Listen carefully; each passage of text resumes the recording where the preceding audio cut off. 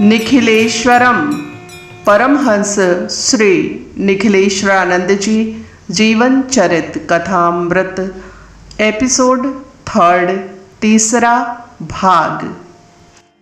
पिछले एपिसोड में भाग 2 में आपने सुना श्री निखिलेश्वरानंद जी अपने गुरुदेव से अपने हृदय की बातें कह रहे हैं कि गुरुवर, गृहस्थ में दुख, बाधाएं, परेशानियां, संकट और कठिनाइयां हैं। यदि कभी जरूरत से ज़्यादा दुख और परेशानी आ जाए तो स्वामी जी बोले, तू कौन है? तेरी डोरी तो किसी दूसरे के हाथ में है।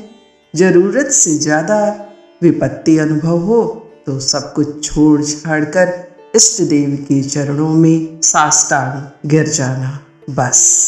गतांक से आगे स्वामी जी अपने शिष्य की वेदना को देख रहे थे, समझ रहे थे।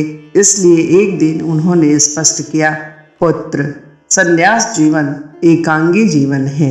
आज आवश्यकता समाज को चैतन्य करने की है। आद्या शक्ति माँ की क्रियाओं तथा भौतिक जगत के स्थूल व्यापारों में संघर्ष की वजह से पाप, क्रोध, छल, धोखा, असंतोष, विग्रह आदि आसुरी प्रवृत्तियां व्याप्त होने लगी हैं और धीरे धीरे इस भू पर आसुरी प्रवृत्तियों का विकास बढ़ता जा रहा है। ऐसे समय में एकांत भोगी होने से जीवन निर्माण का पूर्ण उद्देश्य अपूर्ण रह जाएगा। इस समय आवश्यकता इस बात की है कि इस स्थूल व्यापार में संलग्न मानव को सही मार्ग, सही रास्ता दिखाने के लिए प्रयत्न किया जाए और उस आद्य प्रकाश को पुनः स्थापित किया जाए, जिससे कि भूतल पर दया, करुणा, प्रेम, स्नेह की अमृत वर्षा हो सके। यह कार्य संन्यास में रहकर संभव नहीं है। यदि गृहस्थ लोगों के बीच कार्य करना है तो गृहस्थ के रूप में रहकर ही संभव हो सकता है। इसलिए इस जीवन में तुम्हें गृहस्थ में प्रवेश देने के लिए मुझे बाध्य होना पड़ रहा है। मैं जानता हूँ तुम्हारे जीवन के तंतु भोग में न होकर योग में ही रहे हैं, फिर भी मुझे उस जगत जननी माँ के संकेत से तुम्हें पुनः गृहस्थ में प्रवेश देने की कठोर आज्ञा देनी पड़ी है। यद्यपि वत्स, इससे तुम्हारे चित्त पर कठोर आघात लगा है, फिर भी वह प्रकृति के मूल धर्मों के अनुरूप है। तुम्हारे मन में यह दृढ़ संकल्प बना रहना चाहिए कि तुम तभी अपने जीवन में पूर्णता का अनुभव कर सकोगे जब तुम इन विद्याओं को पुनः पल्लवित, पुष्पित कर सकोगे। गृहस्थ में तुम्हारी पत्नी को तुम पत्नी ना समझते हुए आद्या शक्ति के प्रकाश का एक कण अनुभव कर सकते हो। तुम्हारा गृहस्थ ना होकर उस लीला विहारणी का एक कौतुक है जो कि समाज के लिए गृहस्थ का पर्याय होगा, जबकि मेरे लिए यह एक सुखद कल्पना, एक अनुकूल आश्चर्य और माँ जगदम्बा का एक निर्लिप्त प्रकाश बिंदु है। तुम्हें लक्ष्य प्राप्त कर शीघ्र ही मेरे पास बुलाना है और हमेशा के लिए इस सिद्धाश्रम को तुम्हें ही संभालना है। पर इससे पूर्व तुम्हारे कार्य की पूर्णता होनी आवश्यक है। मुझे तुम पर अगाध विश्वास है। समय बीतते देर नहीं लगती और फिर आखिर वह दिन भी आ गया जिस दिन सिद्धाश्रम से निखिलेश्वरानंद विदा लेने वाले थे। सारा वातावरण बोझिल था। ऐसे में अश्रुपूर्ण नेत्रों से देखते हुए, हिचकियां भरते हुए निखिल ने गुरुदेव से पूछा, गुरुदेव, आप मुझे भुला मत देना। स्वामी जी मुस्कुराए और बोले, जब तू मुझे स्मरण रखेगा तो मैं तुझे कैसे भुला सकूंगा। उनके इस छोटे से वाक्य में इतना गूढ़ अर्थ छिपा है। स्वामी निखिलेश्वरानंद तो जाने के लिए तैयार हो चुके थे, पर यह वो व्यक्ति था जिसके कहो मुस्कुराहटों तथा कार्यों से एक हलचल पूरे हिमाचल में बनी रहती थी।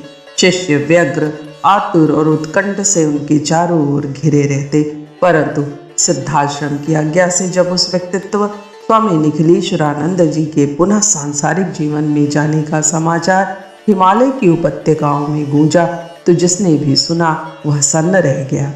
ऐसा लगा कि कि जैसे देह पड़ी रह गई हो, परंतु उसमें से प्राण निकल चुके हों। सारा वन प्रांतर खोया खोया सा बन गया था। सारे शिष्य चलती फिरती लाशों के समान विचरण कर रहे थे। उन शिष्यों की आंखों के सामने भी सारे बिंब एक बार ही स्पष्ट हो आए। जब ऊंची चट्टान पर गुरुदेव स्वामी निखिलेश्वरानंद जी बैठे हुए हैं और सामने हजारों हजारों सन्यासी मंत्र मुग्ध से उनके प्रवचन को सुन रहे हैं। वे सभी से मिलते, बात करते, सांत्वना देते, उनके मन के विचारों को उनके सामने ही प्रकट करते दिखाई दिए। शिष्यों ने देखा कि स्वामी निखिलेश्वरानंद जी एक गुरु ही नहीं, सुख दुख के साथी भी हैं। विपत्तियों में धैर्य बधाने वाले, उदासी में मुस्कुराहट बिखेरने वाले मित्र भी और मार्गदर्शक भी, अपने मन की भावनाओं को स्पष्ट करते हुए सखा भी, और उनके कई रूप। ऐसे सभी रूपों में वे पूर्णत्व प्राप्त हैं। उनके जाने की कल्पना मात्र से ही पूरा शरीर एक अजीब सी उदासी और खामोशी से भर गया। शिष्य समझ रहे थे कि उनका जाना मात्र जाना ही नहीं होगा, अपितु उस स्थान पर एक रिक्तता, एक सूनापन, एक खालीपन सा आ जाएगा जिसकी पूर्ति निकट भविष्य में संभव नहीं है। क्योंकि उन शिष्यों ने अन्य सैकड़ों सन्यासियों और गुरुओं को देखा, कोई ऐसा नहीं मिला जो एक साथ ही समग्र रूप में माता, पिता, भाई, मित्र, सहायक, गुरु और सखा के रूप में पूंजीभूत हो। जाने को तो यह व्यक्तित्व चला जाएगा, परंतु उसके बाद उनको देखना संभव नहीं होगा। जाने के बाद कौन विपत्ति में सांत्वना देकर मार्गदर्शन करेगा, कौन मन की बात को समझकर तदनुकूल उपाय सुझाएगा, अपने शिष्यों के लिए कौन लड़ेगा, और कौन ऐसा होगा जो साधकों शिष्यों के लिए आंखों से आंसू बहाएगा। और यह सोच सोच करके ही सारा शिष्य समुदाय उदास, व्याकुल और क्लांत था।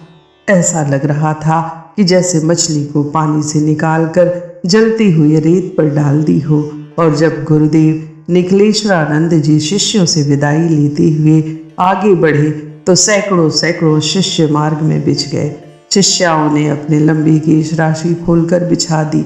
उनकी आंखों से अनवरत जलधारा प्रवाहित हो रही थी। गला रुंध गया था, सीना हिचकियों से भर गया था। यदि गुरुदेव जाएं तो हमारे शरीर पर पैर रखकर हमें कुचल कर जाएं। अपने जीते जी उनका वियोग, उनसे अलगाव, उनसे बिछोह ना तो सहन हो सकेगा और ना संभव है। उपस्थित हजारों हजारों योगियों और सन्यासियों ने देखा कि सारा वातावरण खामोश है, बेचैन है, क्लांत और व्याकुल है।